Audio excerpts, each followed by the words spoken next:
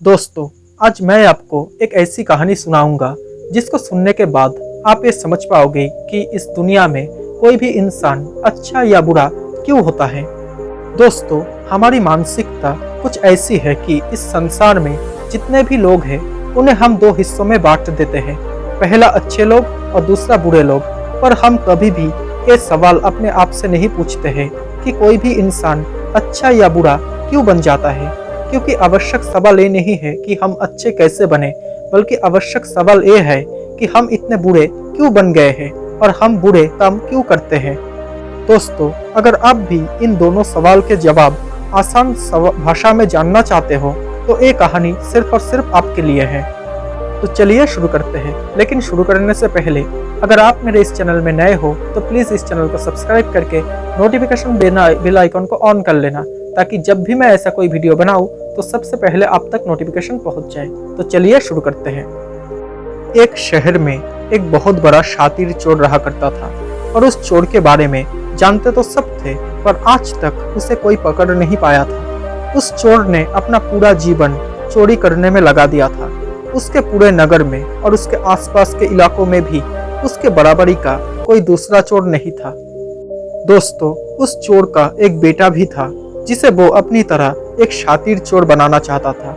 वो शातिर चोर अपने बेटे को हमेशा एक ही बात सिखाता था कि बेटा, कभी भी किसी साधु या सन्यासी का उपदेश मत सुनना, और अगर कोई तुम्हें कुछ कहने भी लगे तो अपने कान बंद कर लेना और वहां से भाग जाना। और उस चोर का बेटा उसकी इस बात को बचपन से ही सुनता आ रहा था, जिसके कारण उसके मन में ये बात बैठ गई थी। क्योंकि उस लड़के का पूरा ध्यान चोरी करने पर ही था, इसलिए वो भी अपने पिता की तरह एक शातिर चोर बन जाता है। दोस्तों, हमारा ध्यान जिस भी चीज पर ज्यादा होता है हम उस चीज में माहिर हो जाते हैं। और एक दिन वो चोर सोचता है कि छोटी मोटी चोरियां तो बहुत कर ली, क्यों ना आज राजा के महल में ही डाका डालूं। और राजा के महल में चोरी करने के उद्देश्य से वो चोर महल की ओर चल पड़ता है। रास्ते में उसे कुछ लोगों की भीड़ नजर आती है। वो उस भीड़ को देखकर रुकता है और ये देखता है कि वो लोग क्या कर रहे हैं। जब वो चोर भीड़ के करीब जाता है तो वो देखता है कि सभी लोग एक एक करके एक सन्यासी के चरणों में गिरकर उनका आशीर्वाद ले रहे हैं। और वो सन्यासी और कोई नहीं बल्कि गौतम बुद्ध थे। और वो चोर गौतम बुद्ध को देखकर उनकी तरफ आकर्षित हो जाता है, क्योंकि उसने भी पहली बार इतने तेजस्वी व्यक्ति को देखा हुआ था। अचानक उसे अपने पिता की बात की याद आ जाती है कि साधु और सन्यासियों से दूर रहना चाहिए। एक बार को वो ये सोचता है कि वो वहां से चला जाए, लेकिन फिर उसके मन में एक प्रश्न उठता है कि पिताजी ऐसा क्यों कहते थे। इस प्रश्न का उत्तर जानने के लिए वो चोर सभी लोगों के साथ बैठ जाता है और गौतम बुद्ध का उपदेश सुनने लग जाता है। गौतम बुद्ध उस उपदेश में झूठ बोलने की व्यर्थता और विश्वासघात के बारे में बताते हैं उपदेश समाप्त होने के बाद वहां बैठे सभी लोग अपने अपने घर चले जाते हैं और वो चोर भी चोरी करने के लिए महल की ओर चल पड़ता है।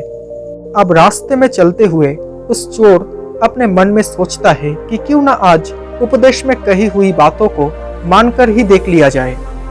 उसके बाद वो चोर महल की दीवार पर से कूदकर जाने की बजाय महल के द्वार से ही अंदर प्रवेश करने लग जाता है। और ऐसा करता देखकर महल के द्वारपाल उसे रोकता है और उससे पूछता है कि कौन हो भाई और कहाँ जा रहे हो। और वो चोर उस द्वारपाल से कहता है कि मैं एक चोर हूँ और अंदर चोरी करने के लिए जा रहा हूँ। और उस चोर की बातें सुनकर उस द्वारपाल सोचता है कि महल का कोई एक नौकर होगा और ये मुझसे मजाक कर रहा होगा। वैसे भी कोई चोर अपने आप को कभी भी चोर नहीं बताता है। और वो द्वारपाल उस चोर को महल के अंदर जाने के लिए प्रवेश करने दे देता है। महल में प्रवेश करने के बाद वो चोर उस तिजोरी तक पहुंच जाता है जहां पर खजाना रखा हुआ था। और वो चोर उस तिजोरी को तोड़कर बहुत सारा धन अपनी पोटली में भर लेता है। और जैसे ही धन लेकर वो चोर वहां से जाने लगता है तो उसे रसोई नजर आती है। महल के सभी लोग सो रहे थे, इसलिए रसोई में उस समय कोई भी नहीं था। और उस चोर को बहुत जोर से भूख भी लगी हुई थी, इसलिए वो चोर रसोई में जाता है और पेट भर के खाना खाता है। भोजन करके वो चोर वहां से जाने ही लगता है, तभी अचानक उसे गौतम बुद्ध की दूसरी बात याद आ जाती है कि जिसका हमने नमक खाया है, हमें कभी भी उसके साथ विश्वासघात नहीं करना चाहिए। वो चोर मन ही मन सोचता है कि मैंने इन राजमहल वालों का नमक खाया हुआ है और अगर मैं इनके धन को चोरी करके ले जाऊंगा तो ये विश्वासघात होगा।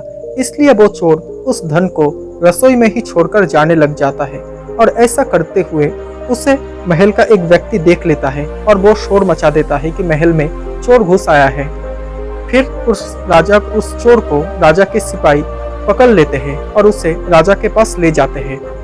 और उसके बाद राजा उस चोर से पूछता है कि जब तुम धन को चुरा ही लिया हुआ था तब तुम उसे छोड़कर क्यों चले जा रहे थे? तब वो चोर कहता है कि एक सन्यासी के उपदेश के कारण। उस सन्यासी ने कहा था कि किसी के साथ विश्वासघात करना बुद्धिमत्ता नहीं बल्कि मूर्खता है। जिसके भोजन खाकर हमें जीवन मिला है उसके साथ हमें कभी भी विश्वासघात नहीं करना चाहिए। अब उस चोर की बातें सुनकर वो राजा प्रभावित हो जाता है और उस चोर से कहता है कि अगर तुम ऐसे उपदेश बचपन से ही सुनते आते तो तुम कभी भी चोर नहीं बनते। जाओ, मैं तुम्हें आजाद करता हूँ।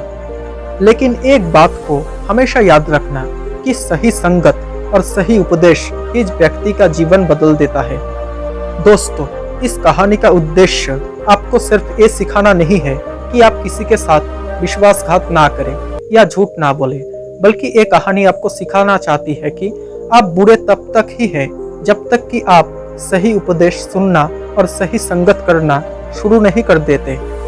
जो कल अपने गलत संगत कर ली थी वही आज आपके दुखों का कारण है। तो दोस्तों, आपको ये कहानी कैसी लगी? आई होप अच्छी लगी होगी। अगर अच्छी लगी हो तो प्लीज़ मेरे चैनल को सब्सक्राइब करके नोटिफिकेशन बेल आइकॉन को ऑन कर लेना। Thank you so much guys for watching this video. Stay happy, stay blessed, bye.